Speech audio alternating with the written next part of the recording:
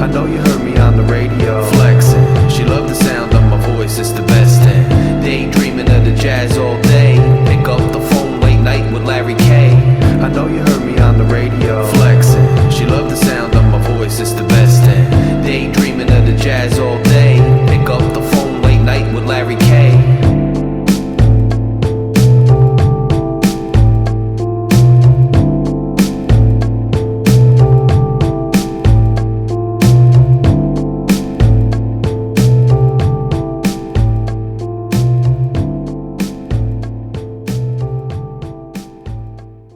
Phin-Addict Fury Nation, I'm your host, Larry K. We're going to touch base today on why the Tuaneers have already lost the argument, and they're telling you to your face that they lost the argument. They're admitting it. Tuaneers everywhere. You've heard it right. Tuaneers everywhere.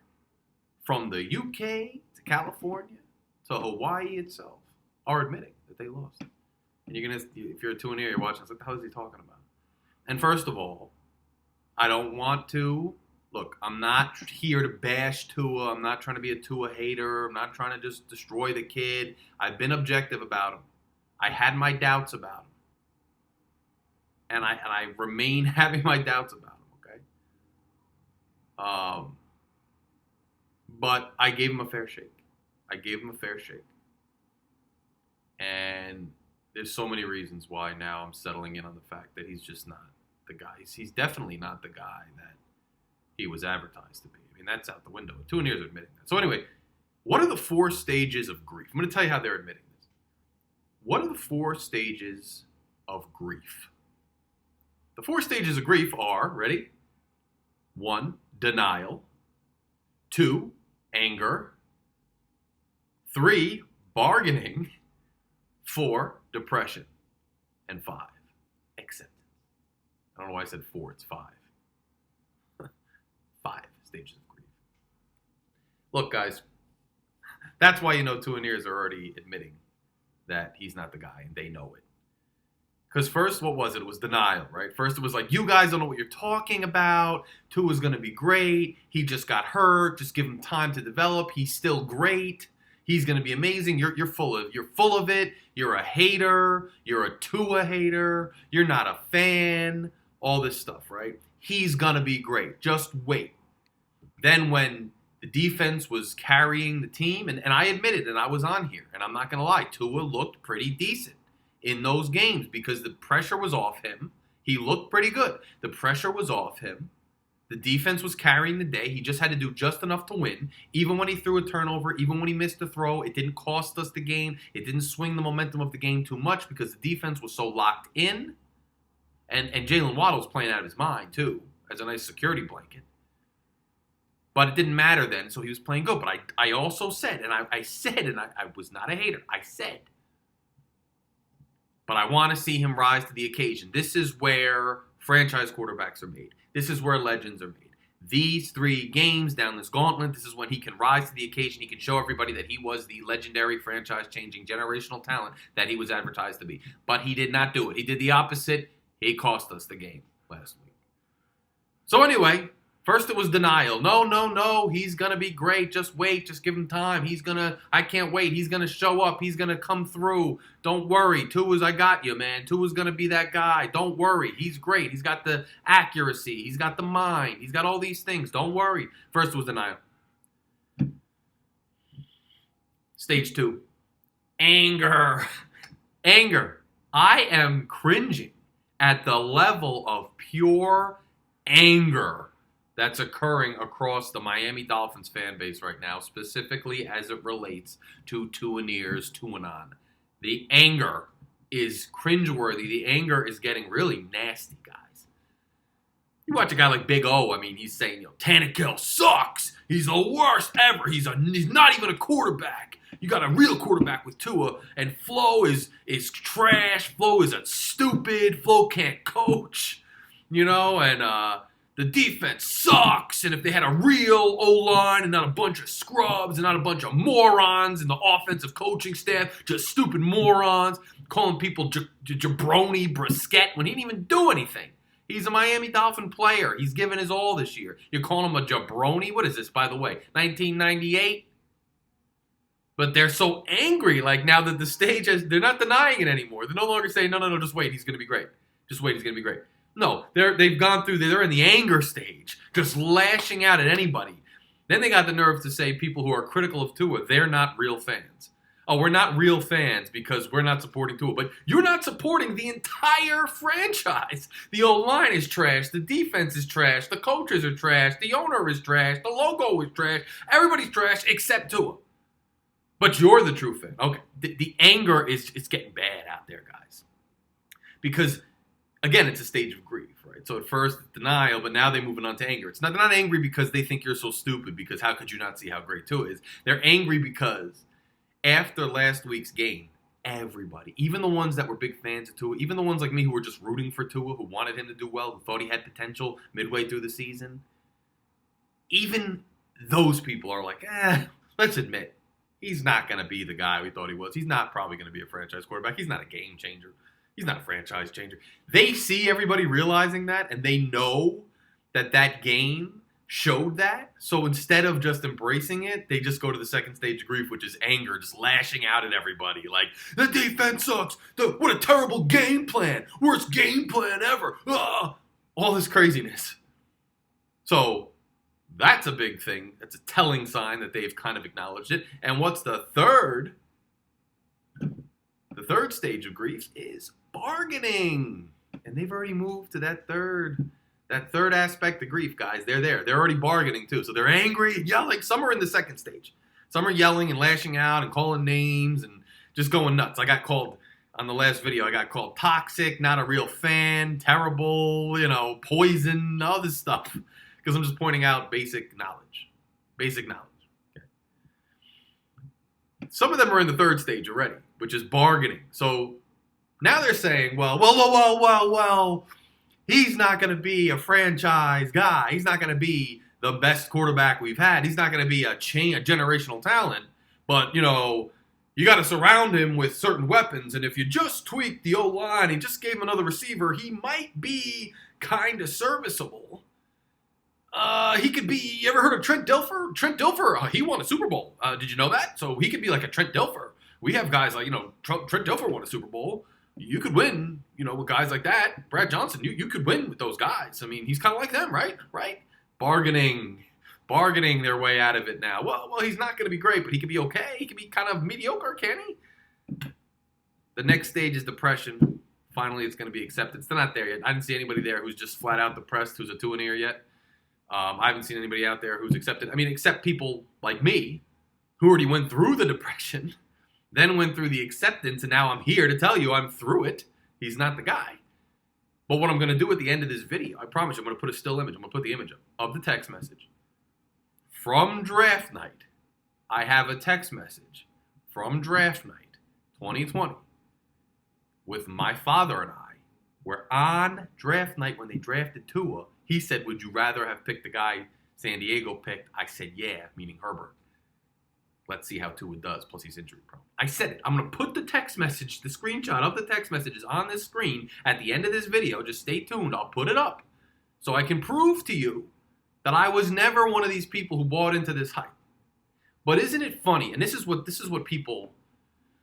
I'm not here to criticize the people that feel that way. I'm not here to criticize and just tear apart the people that are upset about the Tua things I want to believe. Because these people are just fans. They're just fans like you and me. All they want is to win, just like you and me. All they want is the Dolphins to do well, just like you and me. That's all they want.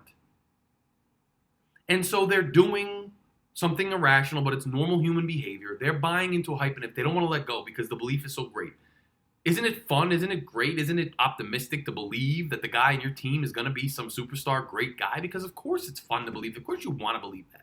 They're just fans who want to believe that. But the truth is that the Tua hype from the beginning, the tank for Tua hype from the beginning was built on BS. And most people, this is the truth. And if you look inside yourself and you're really honestly introspective, you'll acknowledge this. The truth is that a lot of people who were caught up in the tank for Tua hype didn't even really know much about Tua. They weren't Alabama fans. They didn't follow the SEC religiously. They didn't really look into his dynamics and his clutch situations or lack thereof. His most clutch situation ever was when he came into the national title game as a freshman, threw a touchdown, also threw an interception, and he won the game. Alabama won the game, but he was the quarterback. And that gave him a legend status that just permeated throughout his college career and followed him to the NFL and gave him this larger-than-life following. But the truth is, whenever he was up in a big game, a national title game, or a game against a formidable opponent, which was rare because Alabama was so much more dominant than every other team, whenever he was up against a more formidable opponent in college, he actually showed up pretty small. He actually had a rough game, and he actually, a lot of times, lost those games. It wasn't like he was some winning quarterback. Just because you compound all of Alabama's just absolute dismantling of all their opposition throughout the career with all these NFL stars that are now thriving in the NFL, all of which, by the way, besides Tua, and by the way, besides Mac Jones, who everybody wants to anoint as some great guy, he's on a better team with a better coaching staff, the Patriots, and maybe he's doing a little better than Tua because he's a little bigger, he's got a little more measurables, but he's no picnic either. He's no great quarterback either. He's just on a better team, and he's still not very good. Because Alabama quarterbacks don't need to be very good because the talent around them is so absurdly better than everybody else that all they have to do is be game managers. That doesn't fly in the NFL. It'll never fly in the NFL. But anyway, people didn't even follow really who Tua was. I looked at him and was like, oh, he's small. He came up short in big games. He doesn't have a lot of intangible athleticism. Why would we go with him? I thought they should just pass on a quarterback entirely that year and should just go in on other draft picks. I was hoping they were bad again and they would try to go out and get Lawrence. Now, Lawrence hasn't done very good so far, so the jury's out on him. I could have been wrong on that. But once they were going to take a quarterback, I was hoping that they would get Herbert. I was. I'll show you. I'm going to put the text message up. I was hoping they were going to get Herbert. But they didn't, and they got to it. Now, I remember on like Fin Heaven, the site, there was a whole thread that was the official tank for Tua thread and it had a stupid cartoon of some guy in a tank and then the little gif of Tua like winking and it was like the tank for Tua thread and everybody was like, yeah, we're going to get a once-in-a-lifetime quarterback, a generational quarterback, a franchise-changing once-in-a-lifetime opportunity at Tua. Remember, we won a couple games and people were mad. And they weren't mad because we were going to miss out on Burrow, which in hindsight, they should have been mad because we were going to miss out on Burrow. They were mad because we were going to miss out on Tua because you can't miss out on Tua. This is tank for Tua. They didn't even know who Tua was. They just know he had a cool name. He was kind of charismatic, and there was a lot of buzz about him. And so without even really knowing why, they bought into this insane hype, and now they can't let it go because they're fans. And some people are so attached to him that they're going through these stages of grief which manifest themselves into anger and lashing out and a lot of inappropriate behavior. And it's a little cringeworthy, but they'll get over it. They'll get over it. But just some of the facts, people keep throwing out. Look at Herbert, he lost the game. And, if only we got, different players on the team. Like if we got Jamar Chase like the Bengals did instead of Jalen Waddle, then we would be better. And if we did a better O-line, look what they did in the Cincinnati. Guys, look. Cincinnati and Joe Burrow are in the playoffs. Justin Herbert sent us packing last week, and they're going to the playoffs. And let me tell you something. Both those teams' defenses are not nearly as good as the Miami Dolphins defense. So as much as you want to say that Tua doesn't have the supporting cast and those guys do, Tua has one of the best defenses in the NFL. And those guys don't. Joe Burrow last week was going against the damn Chiefs. And they scored late to tie 31-31. Joe Burrow drove that team down the field. And they won that game. And then you say, oh, Tua was out. He's only played 20 games. He was injured last year. You know who else was injured last year with an ACL and an MCL? Joe Burrow. But Joe Burrow came back, brought his team to the playoffs this year. And he's still putting up gaudy, insane stats, even after recovering from the injury. Tua had an injury 2 years ago, and they're still saying, well, part of the reason his mechanics are off and this or that is because of the hip injury. Maybe that is why. But long story short, it affected him enough because he can't. Look, and by the way, this isn't some video, and I'm not out to personally disparage this man. He's a very talented player. He's a great person. He does stuff on the athletic field that I could never dream of doing. So I don't at any point portend to be somebody who, is looking down on the man or saying that anybody sitting at home could do better. But at the end of the day, you're a professional athlete. You're a millionaire now, and we're fans, and this is the discussions that we have. And I'm sure that when he's done with his playing career, he'll go into some facet of analysis. Analysis. What the hell am I talking about? Analysis or coaching. And he'll do the same type of, reviews of players too. So I'm not trying to be bigger than my britches. I'm just having a conversation. But look, he wasn't able to come back from that injury the way that Burrow was able to come back from his injury, and it's showing. And the Bengals and the Chargers don't have as good a defense as the Dolphins. So you can pick and choose all you want. Well, we're not talking about defense. We're talking about O-line. We're talking about receivers. And you could say all you want that Jamar Chase going there was the difference, but I guarantee you, if you flipped Jalen Waddle with Jamar Chase, I guarantee you that Chase would have similar stats to Waddle now on the Dolphins, and Waddle would have similar stats to Chase on the Bengals, because you guys are giving all the credit for stats to the players around the quarterbacks. Did you ever stop and think that perhaps the quarterback himself is elevating the players around him? That maybe the players around Burrow and the players around Herbert and even the players around Rodgers and other people, that they look better because those quarterbacks are so good that they're elevating their play? You want to always say that a great supporting cast is going to elevate the play of the quarterback. Well, then it stands to reason that the play of the quarterback is going to elevate the supporting cast too. And we've seen that when star quarterbacks like Peyton Manning go off a team, or when star receivers leave certain teams, like the Steelers, for instance, and come to Miami, for instance, their stats fall off. When Thomas came to Miami and Tannehill couldn't get him the ball well, his stats were nowhere near as good as they were in Pittsburgh, where he could get him the ball. So, and by the way, Waddle is on pace to break the rookie receiving record for the most receptions ever in a rookie season, set by Anquan Bolden in the early 2000s. So don't act like, Chase is the difference because Waddle's so much worse than Chase. Maybe Chase's quarterback is so much better than Tua that Chase is putting up looks better going deep and whatnot. Maybe that's the case. You're not giving any credit to these guys. And in that same vein, what I find so aggravating and such a bad, crappy, stupid point that just doesn't hold any water is this idea that the defense against Tennessee didn't do enough. The defense dropped the ball. There's this ridiculous talking point that the defense had to do better, and that put Tua in a bad. But guys, the defense. So, by the way, all 7 games when they were winning, and a lot of people wanted to say, well, the defense did a great job. The defense did a great job. A lot of people were posting memes talking, you owe Tua an apology. Eat your crow. The kid's amazing. Please apologize to him for not saying he's the best quarterback ever. All this nonsense. So the defense got no credit when we won the game. It was all Tua to these people. All Tua. He won the games, but not the defense. But then the one time we lose, all of a sudden, it's all the defense's fault. Nothing to do with Tua. It's all the defense's fault. Guys. You can't do that. You can't say every time we win, it's all Tua, not the defense, and every time we lose, it's all the defense, not Tua. That's silly. But let's actually look at what happened. This is the number 1 seed in the AFC right now, Tennessee Titans. And yeah, they're not an explosive offense, but they have a very good wide receiver, but only really one. Very good one. They have a quarterback who we saw in Miami, too. By the way, I wasn't one of the people who hated Tannehill. Tannehill has limitations. He has limitations, but I think he has less limitations than Tua, to be honest with you. Tannehill could throw intermediate to long throws. Tannehill could run. Tannehill only had one really significant injury while he was with us. He was very durable, even though he took all these sacks. I admit Tua has better pocket presence. Who cares? Who cares? But they have a decent offense. They have a really good line. They know how to run the ball. They have a good defense. So you're not going to hold a team like that under 10 points. They held them to 17 points well into the fourth quarter. And the beauty of that, which no one's talking about either, no one's discussing the fact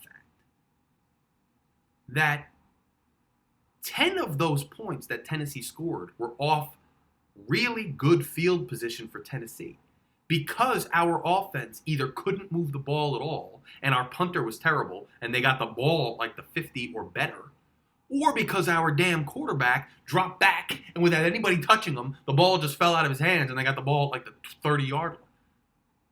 10 of those 17 points were from ridiculously good field position.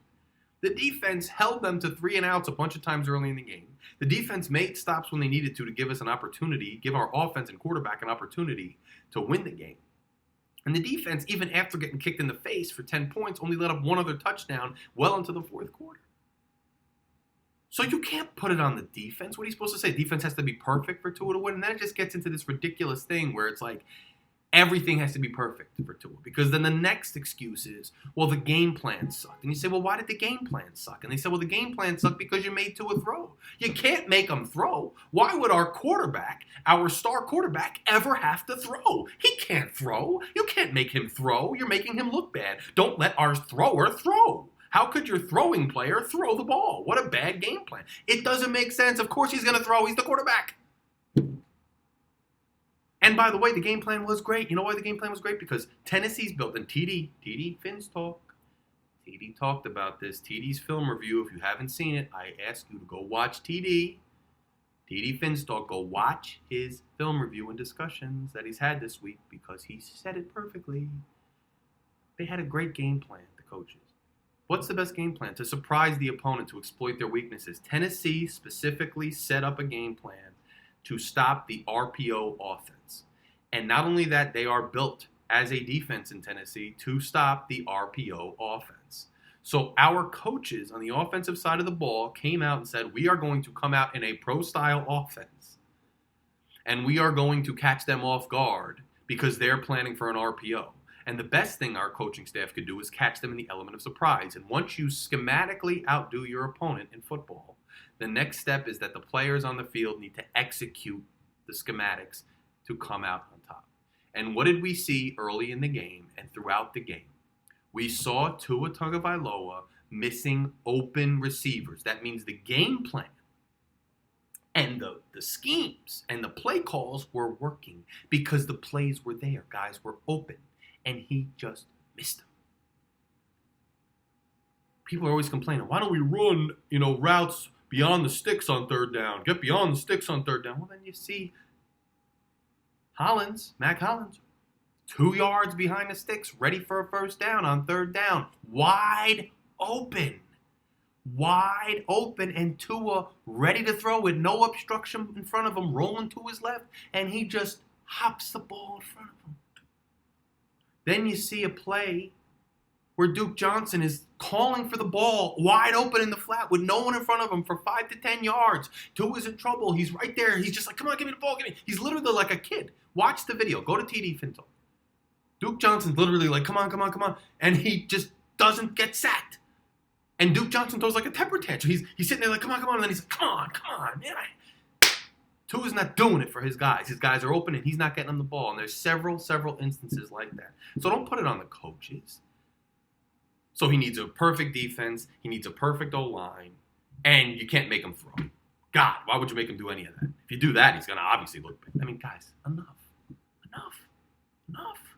Enough of the blame game. Enough of the excuses. Enough of the nonsense. It's not fair the defense carries the team all this long. The one game that the defense actually needed Tua to play complimentary football because it was going to be a rough playoff caliber game. So they said, okay, we'll hold them to 17. You got to score 17. You got to score 20. It's not that hard in this league. You got to score 20. Play a little complimentary football. We stopped them on 3 and out. At least change the field position for us. The one time the defense needed Tua to play complimentary football, he couldn't do it. That's a problem. That's a huge problem. And look, the last things is like, there's an eye test, guys. You can all you want. And by the way, with the O-line, the Bengals have the 30th ranked O-line. The 30th ranked O-line according to ESPN, the Bengals. 30th ranked. 3 spots from last. And Joe Burrow has them in the playoffs, and he's putting up gaudy stats. So don't tell me it's all the O-line. And our O-line has improved a lot. Actually, somebody said it in my comments, I think, last video, and it's true. He said, actually, the more time in the pocket Tua has, the more mistakes he makes. It's like when he doesn't have time, he has to make a quick read, and he just chucks it, and the guy gets it. But the more time the line gives him, the worse he gets. So don't tell me it's the O-line's fault. The O-line's been playing better. The more time he's had, he's done worse. So don't tell me that it's the O-line. But there's an eye test, guys. There's an eye test, all right? And let's be honest, only one game into his career has he passed the eye test. That was against Arizona last year. He's never passed the eye test since then. So you could say all the stats, all the hypotheticals, all that stuff you want. He doesn't pass the eye test. He just doesn't pass it. And the interesting thing is everybody wants to say, oh, this is one bad game, too. It's another thing going on. One bad game. Everybody has a bad game. He hasn't had any really good games except the Arizona game. Every other game is okay. It's an okay game, and then he has a real bad game. But you know what's most telling about this quarterback and his potential to be a franchise changer and all that? You know what's most telling about that? People act like this is the first time he's been in this position. It's not. Throughout college, like I said, he's shrunk in big games against superior competition. And if you look at last year, you can bring up the Bills game where he was terrible and we got killed. And that was for the playoffs, and that was a huge game. Same as this last game against Tennessee. But you know what else you could bring up? You could also bring up the Raiders game before that. Because the Raiders game was just as important to our playoff hopes. And Tua was terrible in the Raiders game. And as soon as Flores yanked Tua and put in Fitzpatrick, as soon as he did that, we all of a sudden started moving the ball. Not only that, we won the game with Fitz. And had he had Fitz the next week, we might have been able to compete with Buffalo, but we didn't have Fitz. He was injured. So that's not one game where Tua failed in a big moment and shrunk in a playoff potential game. That's 3 already in his NFL career. 3 games where he could not get it done. That's a big, big, big red flag. You got to admit it. And now, look, when we go through all these people saying he needs a new coaching staff, and it's funny, too, because if you look at the different YouTube channels that are out there, there seems to be, like, pro-Tua channels and anti-Tua channels. Everybody should just be a fan, and I think these commentators are all cool. I think they're, aside from one, I think everybody else is pretty objective, and they're trying to give their honest assessment, and they have an honest opinion of where they stand on this issue. But it's funny because they attract different fans. So I saw a couple different people doing polls this week, and it was funny because you know, based on the channel it was, you could tell whether it was going to be a positive poll for Tua or a negative poll for Tua. It's so silly. It's just a bunch of people want to hear confirmation bias. They want to hear what they want to hear, so they go to the channel that tells them what they want to hear. It's just interesting. And I'm just going to tell you guys what comes to me when it does, which is the truth. I'm not going to stick to one thing arbitrarily just to have a follow. And hopefully that's why you come here. By the way, smash subscribe. And if you like anything I said, if you liked any little bit of this, if you just like my shirt, if you're just happy that it's almost Friday, hit the like button. Please like this video. Go ahead and like this video. And if you really like it, please take the time to hit subscribe. Really appreciate that support. We're trying to get to 1,000, but if we can get to 500 this year, 500 subscribers, half of the way to 1,000, which enables me to get all these bells and whistles and things for the channel, that would be awesome. So anyway, who do I put the blame on? Remember, I told you, I've been telling you all year, there's 3 aspects to a regime. GM, head coach, quarterback. Who gets most of the blame in this one? Well, I would say Chris Grier has done a decent job. Like, the only place Chris Grier has messed up is the O-line. But I don't even know if that's totally accurate because it seems like when O-linemen go to other teams, they're serviceable. On our team, they're not. So I'm going to put I'll put some blame on Chris Grier because he should draft O-linemen better. He's drafted not the best O-linemen. But Eichenberg doesn't look too bad yet, and neither does Hunt. We'll see how they do. And I'm really not that low on Kindley. I know he gained some weight and he's out of shape, but he was decent last year. I want to see him back in the lineup, to be honest with you. Austin Jackson is the biggest bust, I think, of that draft class. I think of his O-line track record in general, Grier's. I think he's the biggest bust, Jackson. But, Flores deserves some blame because his O-line coach isn't very good. But Tua's the third part of the regime. And I don't know whose idea it was. I would love to see one of those documentaries like they did for the Marino Elway year of the draft, where they kind of go inside the war room and the guys are being interviewed telling us like what was going on inside the war room, because I really want to know who wanted Tua. Because there's rumors out there that Flores doesn't like Tua, he's not high on Tua, he's not confident in Tua. I got to say, I don't know. I don't have any inside knowledge. I don't want to put words in anybody's mouth. But based on what I can see and ascertain, just my general, power of deduction, I can kind of see that I think it doesn't seem like Flores has the utmost confidence in Tua. It doesn't. And so I would wonder if he was advocating for Tua. I doubt it. I don't know if Grier was or not. I have no clue. But I do know that Steve Ross he's all about publicity and buzz. He's almost like a fan. He's not a football man. he owns a team, but he's not a football man. He's a real estate guy. So he can get caught up in the hype as much as any other fan. I would not be surprised. I would not be surprised one bit if Stephen Ross was the one pushing the most for Tua, because Tua had that tank for Tua buzz. And let's face it, aside from me, and again, I'm going to put the text message up at the end of this video, you can see that I was not thrilled about Tua. Most people are always saying, well, if we didn't get Tua, wouldn't you be mad? I would be mad. You would be mad. Ross knew that. He knew if he picked Herbert, the fan base would go, and clutch their pearls and run around and scream and yell. We didn't get Tua. Tua's the best ever. We didn't get him. He's a legend. We missed out. We're so dumb. He didn't want to hear that. So he bought into the hype. And I wouldn't be surprised if he pushed the Tua thing.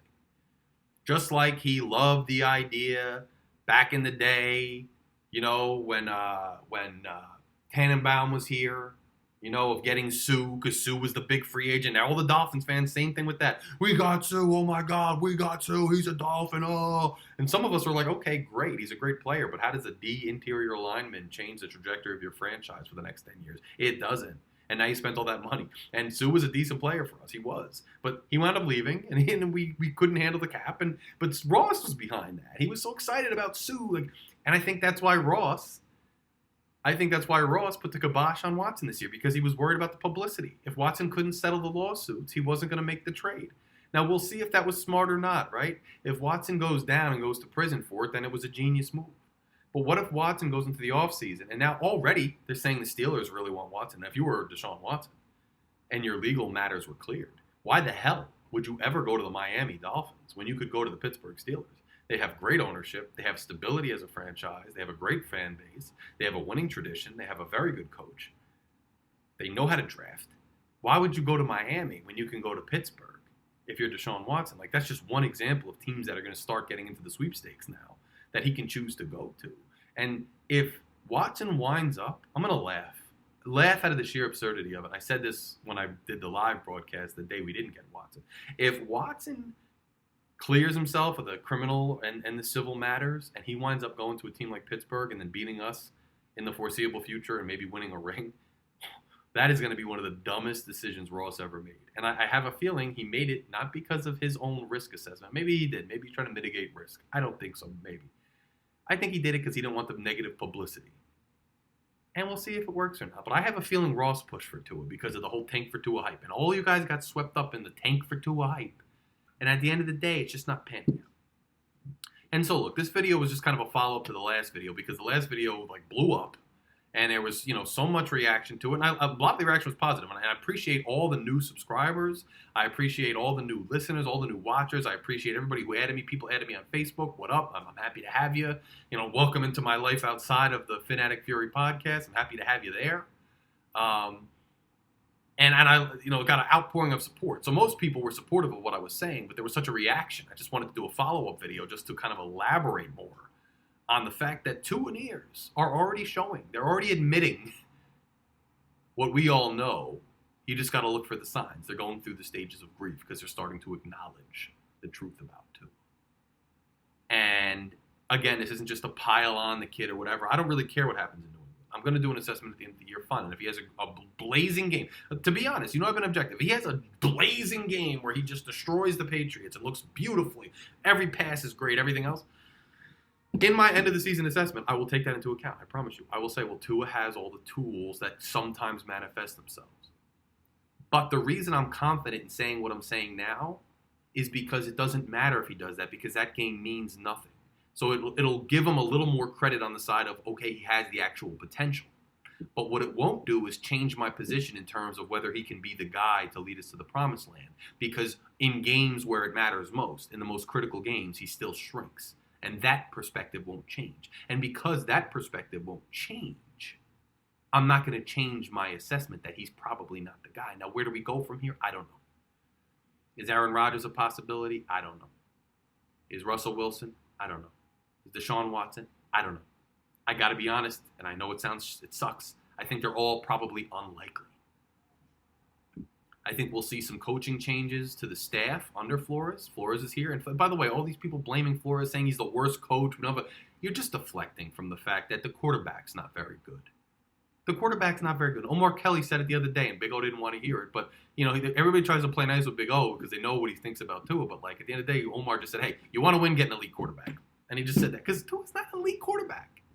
Maybe he's a serviceable guy. Maybe you went from generational talent to maybe he's Trent Dilfer. You ever hear of him? You're already admitting it. Once you start comparing him and say, you're going from he could change our whole team to you're trying to just find ways to keep him because maybe one day he could be Trent Dilfer. That's where you're going. You just want to keep him at all costs. And, you're not even arguing he's great anymore. You just want to keep him. Even if we're mediocre, you just want to keep him because you just like him. It's nonsense. It's the weirdest thing I've ever seen, really. The obsession. But it's because everybody got swept up on it in the hype. But I think we see some coaching changes. And then, look, I don't know what you do. Do you give Tua one more year as a stopgap? Because we already know what he's going to do. Do you think he's going to finally emerge and shine? Maybe. Highly doubtful. Maybe. Or do you move on? You bring in a real guy to compete with him and maybe unseat him who's not that great. Or cut ties with him, trade him for assets, and bring in a stopgap guy just to show the world you moved on like they did to Ryan Tannehill, just to say, hey, we're on to the next. I don't know what you do. Hopefully you get one of those three guys. You get Rodgers, Watson, or Wilson. I don't know if that's going to happen. But, look, I'm not going to beat a dead horse forever. I'm not going to have every video talking about Tua. We're going to have games talking about the Pats game. We're going to have podcasts talking about the draft. We're going to talk about offseason moves. We're going to talk about the salary cap. We're going to talk about which of our free agents we should retain, what free agents we should sign. We're going to have other conversations. By the way, legends never die. Okay. We're going to have other conversations. But I just wanted to touch base again on this Tua thing because that video got so much attention and because it's such a hot topic, I wanted to weigh in again on it. And I know this video was a little scatterbrained all over the place, but this is something, I've been stewing all week and I finally got a chance to sit down at the microphone and talk to you guys. And it's all this stuff I've been watching and absorbing and reading all week since I did the video on Sunday has been building up in my head, and I wanted to kind of just sit down and talk about it more in depth. But at the end of the day, look, the Tuaneers are already admitting. They're going through the grief. They're already admitting it about Tua. It is what it is. If you disagree, if you agree, whatever, drop it in the comments. Smash subscribe, smash like. Stay tuned into the channel, share the channel. Stay tuned for the screenshot of the text message to prove how I felt on draft night. And everybody have a great, great weekend. And I'll talk to you very soon. Larry K. out.